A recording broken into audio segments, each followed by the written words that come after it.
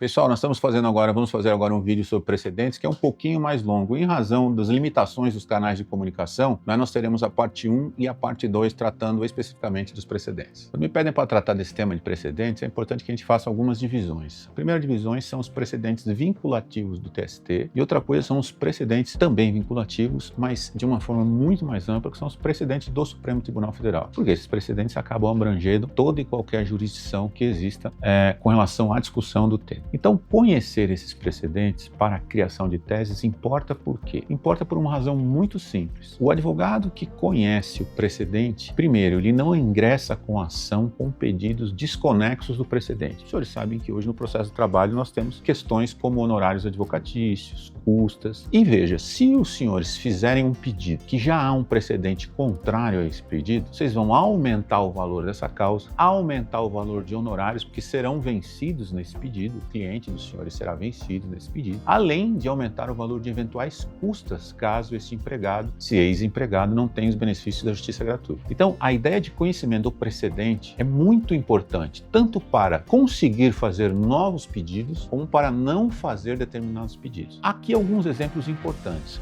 Já tratando do Supremo Tribunal Federal, nós podemos dizer, por exemplo, o precedente 725, do tema 725, que é um precedente que trata especificamente da terceirização. Esse precedente, com todo respeito ao Supremo Tribunal Federal, acabou sendo um pouco ampliado. Ele não trata mais só de terceirização. Não obstante, a ementa do precedente fale isso, não é? A sua aplicabilidade pelos próprios Supremo Tribunal Federal, quando muitas vezes caça decisões oriundas da Justiça do Trabalho, diz respeito a uma amplitude, uma amplificação maior da liberdade de contratar. Porque o Supremo Tribunal Federal tem dito que a pejotização, por exemplo, que é a contratação, em regra, de uma pessoa via uma pessoa jurídica, acaba sendo objeto também de cassação dessa decisão. Para resumir, se alguém pleiteia o vínculo de emprego e tem um contrato, existe um contrato assinado como pessoa jurídica, o Supremo Tribunal Federal tem entendido que este contrato pressupõe-se como lícito, não é? E mais, ele diz ainda, com esse precedente,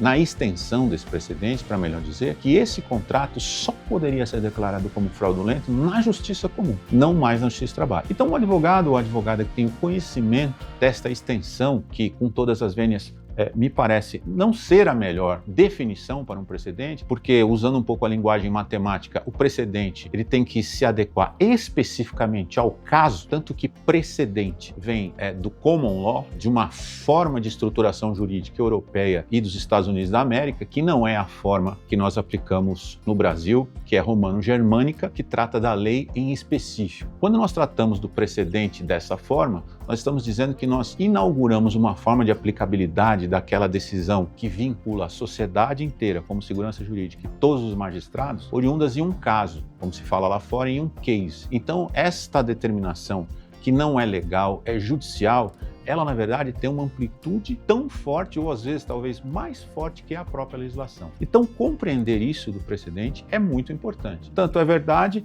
que se o magistrado não aplica uma lei, isso é objeto de vários recursos. Agora, se o magistrado não aplica um precedente, há inclusive uma possibilidade própria, que é a reclamação constitucional de cassação dessa decisão.